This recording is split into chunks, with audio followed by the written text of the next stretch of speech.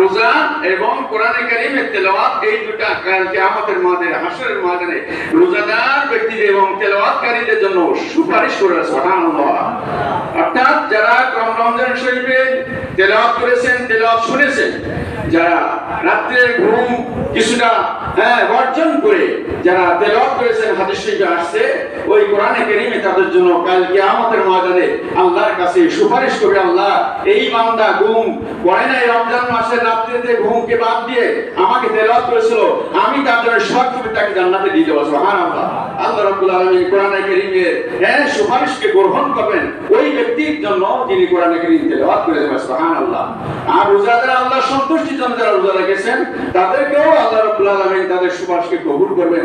আল্লাহ যেন আমাদের এই দুইটার অন্তর্ভুক্ত করেন গৌসুল নবীর ওসিলায় এবং তার রাহমাতুল আলামিন সাল্লাল্লাহু আলাইহি ওয়াসাল্লামের ওসিলায় যেন আমাদের কোরআনে কারীমের সুপারিশ এবং রোজার সময় যেন আমাদের নসিব হয়। আমিন। আল্লাহুম্মা